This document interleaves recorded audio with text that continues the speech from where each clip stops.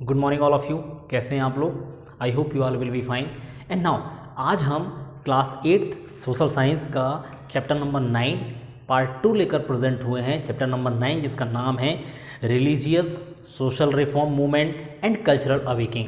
ठीक है, previous class में हमने राजा राम मोहन राय के बारे में पढ़ा था और उनके सोशल रिफॉर्म्स के बारे में पढ़ा था और हमने ये आइडेंटिफाई किया था उस पर कि उन्होंने सती सिस्टम को कैसे एबोलाइज कराया। ठीक है, by the help of William Bentinck. And now आज हम देखेंगे स्वामी दयानंद सरस्वती एंड आर्य समाज के बारे में। तो ये आपकी बुक के पेज नंबर 86 में आपको मिलेगा, जहाँ पर लिखा है, देखेंगे आप कि Dayanand Saraswati founded the Arya Samaj in 1875।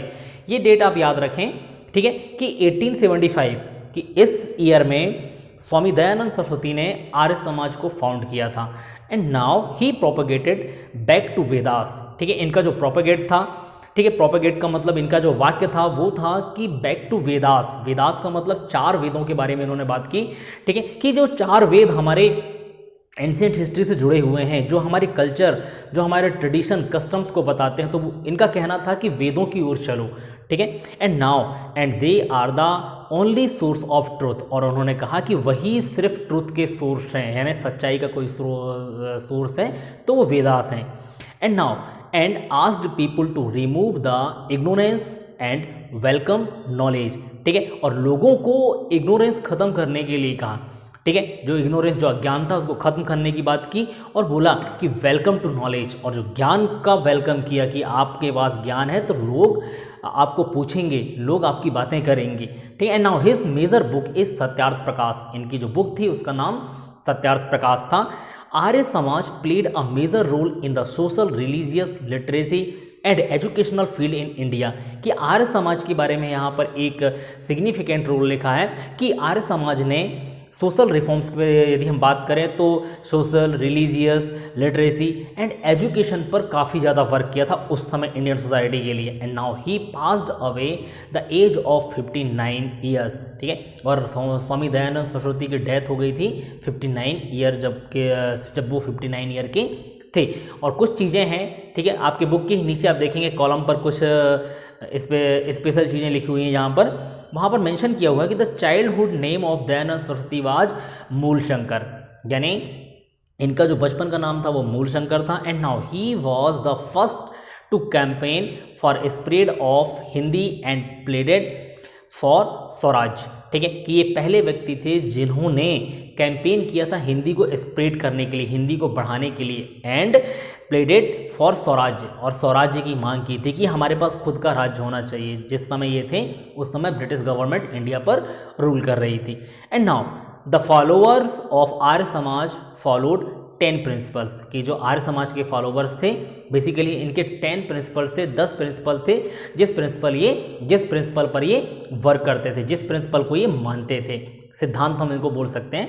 And now the last लिखा है इस पर, the Arya Samaj opposed child marriage and supported the widow remarriage. ठीक है, कि इन्होंने चाइल्ड मैरिज को अपोज्ड किया, यानी चाइल्ड मैरिज का विरोध किया, और विडो रीमैरिज को सपोर्ट किया कि जो विधवा हैं, ठीक है, कम उम्र में जिनके हस्बैंड की डेथ हो जाती थी, उनकी आप रीमैरिज करा दीजिए। ठीक है, ये इनका कहना था। नेक्स्ट में आप देखेंगे महादेव गोविंद रानाडे एंड प्रार्थना समाज। ठीक है, कि महादेव गोविंद रानाडे और प्रार्थना समाज के बारे में क्या लिखा हुआ है। देखिए, बेसिकली हम यहाँ पर सोशल रिफॉर्मर्स के बारे में पढ़ रहे हैं। सबसे पहले हमने राजा राम मोहन रॉय के बारे में पढ़ा, फिर स्वामी दयानंद सरस्वती के बारे में पढ़ा, अब हम पढ़ रहे हैं महादेव गोविंद रानाडे के बारे में। ठीक है, देखिए, इंस्पायर्ड बाय द ब्रह्म समाज, महादेव गोविंद रानाडे फाउंड द प्रार्थना समाज ऑफ बॉम्बे इन 1867। ठीक है, ये स्टैटिकल डाटा है जो आपको याद रखना है कि प्रार्थना समाज से इंस्पायर होकर, ब्रह्म समाज से इंस्पायर होकर इन्होंने महादेव गोविंद रानाडे ने एक प्रार्थना समाज बनाया। कहाँ पर? बॉम्बे में 1867 में। 2 other active participant of the समाज वर रामकृष्ण गोपाल भंडारकर एंड आत्माराम पांडुरंग। ये 2 और लोग थे जो कि इनके साथ प्रार्थना समाज में जुड़े हुए थे। देखिए यहाँ पर क्या लिखा है नीचे कि द प्रार्थना समाज worked for improving the status of women and advocate window remarriage. इन्होंने भी विडो रीमैरिज को सपोर्ट किया एंड वुमेन की जो कंडीशन थी, जो स्टेटस था समाज के अंदर, ठीक है, उसको उन्होंने ऊपर उठाने की बात की। सेकेंड है, Ranade believed that education was important in bringing about awareness in the society and laid emphasis on women education.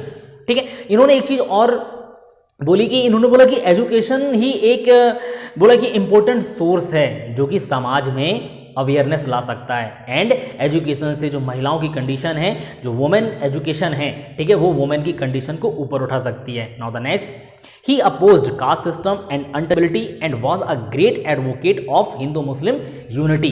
ठीक है, इन्होंने भी कास्ट सिस्टम को अपोज किया, अनटचेबिलिटी को अपोज किया, एंड एक चीज और लिखा है कि great advocate of Hindu Muslim unity, और हिंदू और मुस्लिम यूनिटी को इन्होंने क्या लिखा है कि ग्रेट एडवोकेट की एडवोकेट किया, यानी वकालत की कि हिंदू और मुस्लिम यूनिटी इंडिया के अंदर होना चाहिए, ये महादेव गोविंद रानडे का मानना था। And now he started school for girls of lower classes, और जो छोटी जाति के, छोटे वर्ग के जो कन्याएं, जो लड़कियां थी, ठीक है, उनके लिए इन्होंने स्कूल भी स्टार्ट किया।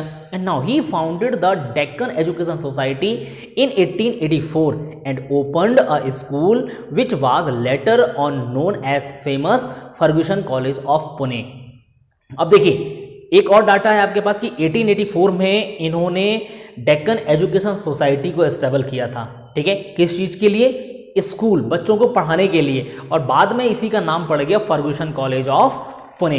And now in 1905 Gopal Krishna Gokhale also supported the Prarthana Samaj, and 1905 में भी हम देखें तो गोपाल कृष्ण गोखले जो थे, ठीक है, उन्होंने भी इस समाज का समर्थन किया।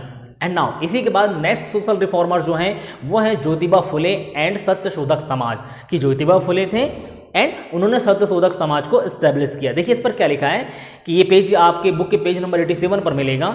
Now the ongoing social reforms movement in Bengal and Bombay inspired Jyotiba Phule and he founded the Satyashodhak Samaj in Maharashtra and also started a school for Dalit, कि इन्होंने महाराष्ट्र में सत्यशोधक समाज को स्टेबल किया और दलितों के लिए, ठीक है, जो छोटी जाति के लोग थे उनके लिए इन्होंने स्कूल भी बनवाना स्टार्ट किया।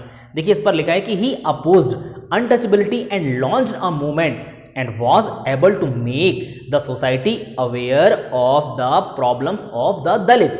ठीक है, अब इन्होंने भी अनटचेबिलिटी को अपोज किया, अनटचेबिलिटी का विरोध किया। अनटचेबिलिटी का मतलब होता है छुआछूत, ठीक है, और लिखा है कि movement and was able to make the society aware of the problems of the Dalit, और समाज को अवेयर करने की बात की, सोसाइटी को अवेयर किस चीज से अवेयर करने की? दलित की जो प्रॉब्लम्स है, यानी छोटी जाति के जो लोग थे काफी ज्यादा प्रॉब्लम्स में थे उस समय, तो उनकी प्रॉब्लम से समाज को अवेयर कराया।